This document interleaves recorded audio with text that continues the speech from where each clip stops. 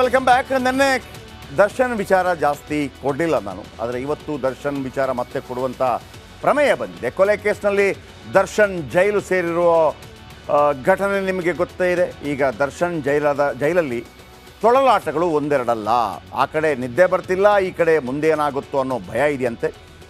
ಈ ಕಡೆ ದರ್ಶನ್ ಪ್ರೇಯಸಿ ಪವಿತ್ರ ಗೌಡ ಮಾತ್ರ ಜೈಲೂಟ ತಿನ್ನುತ್ತಾ ಆರಾಮವಾಗಿದ್ದಾರಂತೆ. ಇವತ್ತು ದರ್ಶನ್ ಅವರನ್ನು ನೋಡೋದಕ್ಕೆ ತಾಯಿ ಬರಬೇಕಾಗಿತ್ತು ಮತ್ತು ಸಹೋದರ ಬರಬೇಕಾಗಿತ್ತು. ಆದರೆ ಆಲ್ರೆಡಿ ಮೂವರನ್ನು ಭೇಟಿ ಮಾಡಿದ ಕಾರಣಕ್ಕಾಗಿ ಇವರಿಗೆ ಅವಕಾಶ ಸಿಕ್ಕಿಲ್ಲ. ಮತ್ತೊಂದು ಕಡೆ ಅನೇಕ ಅಭಿಮಾನಿಗಳು ಕೂಡ ಬಂದಿದ್ದರು, ಅದರ ಬಗ್ಗೆ ಕೂಡ ಹೇಳ್ತೀನಿ. ಮೊದಲಿಗೆ ಈ ಸ್ಪೆಷಲ್ ರಿಪೋರ್ಟ್ ನೋಡ್ಕೊಂಬನ್ನಿ.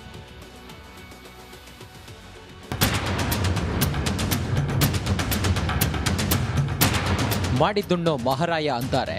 ರೇಣುಕಾಸ್ವಾಮಿ ಕೊಲೆ ಕೇಸ್ನಲ್ಲಿ ನಟ ದರ್ಶನ್ ಪವಿತ್ರ ಗೌಡ ಜೈಲಲ್ಲಿ ಮುದ್ದೆ ತಿನ್ನುತ್ತಾ ಕಂಬಿ ಎಣಿಸುತ್ತಿದ್ದಾರೆ. ಮೊನ್ನೆ ತಾನೇ ಪತ್ನಿ ಮಗನ ಮುಂದೆ ಕೊಡೋ ಅಂತ ಹತ್ತಿದ್ದ ದಾಸನನ್ನ ನೋಡೋಕೆ ಇವತ್ತು ತಾಯಿ ಬರ್ತಾರೆ ಅಂತ ಹೇಳಲಾಗ್ತಿತ್ತು. ಆದರೆ ಪರಪ್ಪನ ಅಗ್ರಹಾರದ ಕಂಬಿಗಳ ಹಿಂದಿರೋ ಪೊರ್ಕಿ ಈಗಾಗಲೇ ಮೂವರನ್ನ ಭೇಟಿ ಮಾಡಿದ್ದಾರೆ. ಆದ್ದರಿಂದ ತಮ್ಮ ದಿನಕರ್, ಹೆತ್ತಮ್ಮ ಮೀನಮ್ಮರನ್ನ ನೋಡೋಕೆ ಆಗಿಲ್ಲ. ಪ್ರೇಯಸಿಗಾಗಿ ಕೊಲೆ ಮಾಡಿದ ಆರೋಪ ಹೊತ್ತಿರೋ ದರ್ಶನ್ಗೆ ಕಂಬಿ ಹಿಂದೆ ಜ್ಞಾನೋದಯವಾದಂತಿದೆ. ತಾಯಿ ನೆನಪಾಗಿದ್ದಾರೆ. ಆದ್ದರಿಂದ ಲ್ಯಾಂಡ್ಲೈನ್ ಮೂಲಕ ಕುಟುಂಬಸ್ಥರಿಗೆ ಕರೆ ಮಾಡಿ ಎಲ್ಲವೂ ಸರಿ ಹೋಗುತ್ತದೆ, ತಲೆಕೆಡಿಸಿಕೊಳ್ಳಬೇಡಿ ಎಂದು ಧೈರ್ಯ ಹೇಳಿದ್ದಾರೆ. ರೇಣುಕಾಸ್ವಾಮಿ ಕೊಲೆ ಕೇಸ್ನ A1 ಆರೋಪಿ ಪವಿತ್ರ ಗೌಡ ಪರಪ್ಪನ ಅಗ್ರಹಾರ ಜೈಲಲ್ಲಿ ನಿರಾಳವಾಗಿದ್ದಾಳೆ. ಸಹ ಕೈದಿಗಳ ಜೊತೆ ಬೆರೆಯುತ್ತಿದ್ದಾಳೆ. ದಾಸನ ರಾಣಿ ಕಳೆದ 2 ದಿನಗಳಿಂದ ಸಹ ಕೈದಿಗಳ ಜೊತೆ ಮಾತುಕತೆ ನಡೆಸುತ್ತಿದ್ದು ಫೋನ್ನಲ್ಲೇ ಕುಟುಂಬಸ್ಥರ ಜೊತೆ ಮಾತನಾಡಿದ್ದಾಳೆ. ತಾಳ್ಮೆ ಇರಲಿ, ನ್ಯಾಯಾಲಯದ ಮೇಲೆ ವಿಶ್ವಾಸ ಇಡೋಣ ಎಂದು ಸೋಷಿಯಲ್ ಮೀಡಿಯಾದಲ್ಲಿ ಫ್ಯಾನ್ಸ್ಗೆ ವಿಜಯಲಕ್ಷ್ಮಿ ಮನವಿ ಮಾಡಿದರು. ಈ ಪೋಸ್ಟ್ಗೆ ಅತ್ತಿಗೆ ನಾವು ನಿಮ್ಮ ಜೊತೆ ಇದ್ದೇವೆ ಎಂದು ಅಭಿಮಾನಿಗಳು ವಿಜಯಲಕ್ಷ್ಮಿಗೆ ಬೆಂಬಲಿಸಿದ್ದಾರೆ. Crime bureau, Republic Kannada. ಈ ನಡುವೆ ದರ್ಶನ್ ಒಂದು ರೀತಿಯಲ್ಲಿ ಜೈಲಲ್ಲಿ ಮಂಕಾಗಿದ್ದಾರೆ. ಅವ್ರು ಹೇಳ್ತಾ ಇದ್ದಾರಂತೆ, ಪವಿತ್ರ ಗೌಡನ ನಂಬಿ ನಾನು ಕೆಟ್ಟೆ ಅನ್ನುವಂಥ ಒಂದು ನಿರ್ಧಾರಕ್ಕೆ ಬಂದಿದ್ದಾರೆ ಅನ್ನುವಂಥದ್ದು ಈ ಸದ್ಯದ ಮಟ್ಟಿಗೆ ಬರ್ತಾ ಇರುವಂಥ ಮಾಹಿತಿ. ಪರಪ್ಪನ ಅಗ್ರಹಾರದಲ್ಲಿ ಮೌನಕ್ಕೆ ಶರಣಾಗಿದ್ದಾರಂತೆ ದರ್ಶನ್. ಫುಲ್ ಸೈಲೆಂಟ್ ಆಗಿಬಿಟ್ಟಿದ್ದಾರೆ. ಭೇಟಿಗೆ ಬರುವ ಹಿತೈಷಿಗಳ ಜೊತೆ ಕೂಡ ಜಾಸ್ತಿ ಮಾತಾಡ್ತಾ ಇಲ್ಲ. ನಿಮಗೂ ಮೊನ್ನೆ ಕೂಡ ಗೊತ್ತಿದೆ, ಮಗ ಬಂದಾಗ 2 ನಿಮಿಷ ಆತನನ್ನು ತಬ್ಬಿ ಕಣ್ಣೀರಿಟ್ಟಿದ್ರಂತೆ ದರ್ಶನ್. ಇನ್ನು ಪತ್ನಿ ಕೈ ಹಿಡಿದು ನಾನೇನು ಮಾಡಿಲ್ಲ, ಎಲ್ಲ ಹೀಗಾಗೋಯ್ತು, ನಾನು ಕೊಲೆ ಮಾಡಿಲ್ಲ ಅಂಥೇಳಿ ದರ್ಶನ್ ತಮ್ಮ ಪತ್ನಿ ವಿಜಯಲಕ್ಷ್ಮಿ ಬಳಿ ಹೇಳ್ಕೊಂಡ್ರಂತೆ. ಇನ್ನು ಟೈಗರ್ ಪ್ರಭಾಕರ್ ಮಗ ವಿನೋದ್ ಪ್ರಭಾಕರ್ ಮೊನ್ನೆ ಭೇಟಿಯಾಗೋದಕ್ಕೆ ಬಂದಿದ್ದರು. ಅದು ಕೂಡ ಕೇವಲ 1 ನಿಮಿಷದ ಭೇಟಿಯಾಗಿತ್ತು. ಆ ಸಂದರ್ಭದಲ್ಲಿ ಏನು ಟೈಗರ್ ಅಂತ ಹೇಳಿದ್ರಂತೆ. ಸಾಧಾರಣವಾಗಿ ಈ ದರ್ಶನ್ಗೆ ಒಂದು ಅಭ್ಯಾಸ ಇದೆ.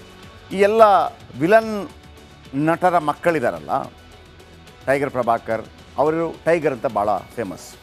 ಆಮೇಲೆ ಲೋಕೇಶ್ ಅಂದರೆ ಸೃಜನ್ ಲೋಕೇಶ್ ಅವರ ತಂದೆ ಗೆಂಡೆ ತಿಮ್ಮ ಅಂತೇಳಿ ಭಾಳ ಫೇಮಸ್. ಸೊ ಹಾಗಾಗಿ ಅವರನ್ನೆಲ್ಲ ತಂದೆಗೆ ಯಾವ ಹೆಸರಿತ್ತು ಆ ಹೆಸರಲ್ಲೇ ಕರೀತಾರೆ. ಗೆಡ್ಡೆ ಅಂತ ಕರೆಯೋದು, ಇವರನ್ನು ಟೈಗರ್ ಅಂತ ಕರೆಯೋದು, ಈ ಥರ. ಅದು ಅವರ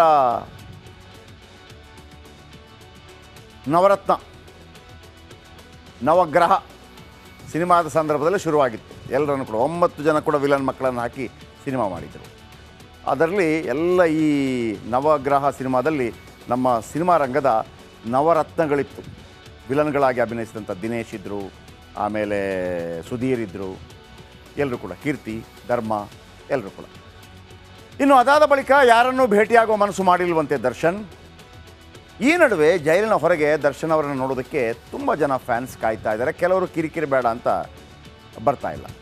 ಆದರೆ ದರ್ಶನ್ ಸ್ವತಃ ಹೇಳ್ತಾ ಇದ್ದಾರೆ, ಪ್ಲೀಸ್ ನನ್ನ ಯಾರು ಭೇಟಿಗೆ ಅವಕಾಶ ಕೊಡಬೇಡಿ. ಯಾಕೆಂತಂದರೆ ಇಂಥ ಸಂದರ್ಭದಲ್ಲಿ ಏನಾಗುತ್ತೆ, ಎಷ್ಟೇ ಯಾರೇ ಇದ್ದರೂ ಕೂಡ ಒಂದು ಕಿರಿಕಿರಿ ಆಗುತ್ತೆ. ಕೆಲವರಿಗೆ 2 ಟೈಪ್ ಇರುತ್ತೆ. ಕೆಲವರು ಹೆಂಗೆ ಅಂತಂದರೆ ಇಂಥ ಸಂದರ್ಭದಲ್ಲಿ ಯಾರಾದರೂ ಒಂದು ಸಾಂತ್ವನ ಹೇಳಿದರೆ ತುಂಬ ಖುಷಿಯಾಗುತ್ತೆ. ಇನ್ನು ಕೆಲವರಿಗೆ ಸೈಲೆಂಟಾಗಿ ಬಿಟ್ಬಿಡಿ ಇಂತಿರುತ್ತೆ. ದರ್ಶನ್ ಈ ಹಿಂದೆ ಕೂಡ ಒಮ್ಮೆ ಹೇಳ್ಕೊಂಡಿದ್ದು, ನನಗೇನಾದರೂ ಕಿರಿಕಿರಿ ಅಂತಾದರೆ ಮನೆ ಒಳಗೆ 2 ದಿವಸ ಇದ್ದು ಬಿಡ್ತೀನಿ, ಯಾರನ್ನು ಒಳಗೆ ಬಿಡೋದಿಲ್ಲ, ಒಬ್ಬನೇ ಇದ್ದು ಬಿಡ್ತೀನಿ ಅಂತೇಳಿ. ಸೊ ಆ ಕ್ಯಾರೆಕ್ಟರ್, ಸೊ ಹಾಗಾಗಿ ಅವರಿಗೆ ಕಿರಿಕಿರಿ ಆಗ್ತಾ ಇರ್ಬೋದು. ಸೊ ಹಾಗಾಗಿ ಯಾರನ್ನು ಬಿಡಬೇಡಿ ಅಂತೇಳಿ ದರ್ಶನ್ ಅವರೇ ಹೇಳಿದ್ದಾರೆ. ಇನ್ನು ಜೈಲು ಅಧಿಕಾರಿಗಳ ಮುಂದೆ ನಟ ದರ್ಶನ್ ಮನವಿ ಮಾಡಿಕೊಂಡಿದ್ದಾರೆ, ಯಾರನ್ನು ಬಿಡೋದು ಬೇಡ ಅಂತೇಳಿ. ಸರ್, ಯಾರೋ ಮಾಡಿದ ತಪ್ಪಿಗೆ ಇನ್ಯಾರಿಗೂ ಶಿಕ್ಷೆ ಆಗ್ತಾ ಇದೆ ಅಂಥೇಳಿ ಅವರು ತಮ್ಮ ಅಳಲನ್ನು ತೋಡಿಕೊಂಡಿದ್ದಾರಂತೆ. ಇನ್ನು ಜೈಲು ಅಧಿಕಾರಿಗಳ ಮುಂದೆ ದರ್ಶನ್ ಪಶ್ಚಾತ್ತಾಪದ ನುಡಿಯನ್ನು ಹೇಳಿದ್ದಾರಂತೆ. ನಾನು ಏನು ಮಾಡಿಲ್ಲ, ಒಂದು ಹೊಡೆದೆ, ಆಮೇಲೆ ಊಟ ಕೊಟ್ಟು ಕಳಿಸಿದೆ, ಬಟ್ ಇದೆಲ್ಲ ಆಗೋಯ್ತು, ನನಗೆ ಗೊತ್ತಿಲ್ಲ.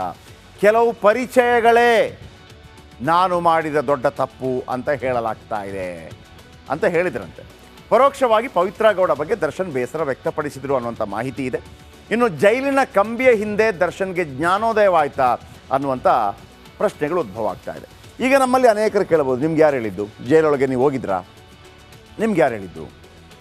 ನಾವು ಒಂದು ಮಾತನ್ನು ಮತ್ತೊಮ್ಮೆ ಹೇಳೋದಕ್ಕೆ ಇಷ್ಟಪಡ್ತೀನಿ. ಇವತ್ತು DCM ಮತ್ತು CM ಡೆಲ್ಲಿಗೆ ಹೋಗಿದ್ದಾರೆ. ಎಲ್ಲಿಗೆ ಹೋದರು, ಯಾವ ಹೋಟೆಲಿದ್ದರು ಅನ್ನೋದು ಒಂದು ರಿಪೋರ್ಟ್ರು ಅಲ್ಲಿ ನಮಗಿದ್ದೇ ಇರ್ತಾನೆ. ಆದರೆ ಅವರ ಸುತ್ತಮುತ್ತ ಡೆಲ್ಲಿಯಲ್ಲಿರೋ ಡ್ರೈವರ್ ಯಾರು, ಡೆಲ್ಲಿಯಲ್ಲಿರೋ ಅವ್ರ ರೂಮಲ್ಲಿರ್ತಾರೆ, ಆ ರೂಮಿನ ಇನ್ಚಾರ್ಜ್ ಯಾರು, ಈ ಎಲ್ಲದರ ಮಾಹಿತಿಗಳು ನಮ್ಮ ಬಳಿ ಕೂಡ ಇರುತ್ತೆ. ಒಂದಲ್ಲ ಒಂದು ರೀತಿಯಲ್ಲಿ ನಾವು ಮಾಹಿತಿ ಕಲೆ ಹಾಕ್ತೀವಿ. ಹಾಗೆಯೇ ಜೈಲಲ್ಲಿರುವಂಥವರಲ್ಲೂ ಕೂಡ ಈ ಕೇವಲ ದೊಡ್ಡ ಅಧಿಕಾರಿಗಳೇ ಆಗಬೇಕು ಅಂತ ಏನಿಲ್ಲ. ಅಲ್ಲಿ ಯಾರೋ ಕಾನ್ಸ್ಟೇಬಲ್ ಆಗಿರ್ತಾರೆ, ಕಸ ಗುಡಿಸೋರು ಇರ್ತಾರೆ, ಯಾರು ಕಾಫಿ ಕೊಡೋರು ಇರ್ತಾರೆ, ಯಾರಾದರೂ ಇರ್ತಾರೆ, ನಮಗೊಂದು ಕಾಂಟ್ಯಾಕ್ಟ್ ಇರುತ್ತೆ ಅವ್ರಿಗೆ. ಹಾಗೆಯೇ ದೊಡ್ಡ ಲಾಯರ್ಗಳಿರ್ಬೋದು, ಅವ್ರು ಯಾವುದೇ ಮಾಹಿತಿ ಕೊಡದೇ ಇರ್ಬೋದು ನಮಗೆ, ಆದರೆ ಅವ್ರ ಜೊತೆ ಇರುವಂಥ ಒಂದು ಜೂನಿಯರ್ ಲಾಯರ್ಸ್ ಇರ್ತಾರಲ್ಲ, ಒಂದು ಕಾಂಟ್ಯಾಕ್ಟ್ ಇರುತ್ತಲ್ಲ ನಮಗೆ. ಸೊ ಅಲ್ಲಿಂದ ಮಾಹಿತಿ ಕಲೆ ಹಾಕುವಂಥದ್ದು.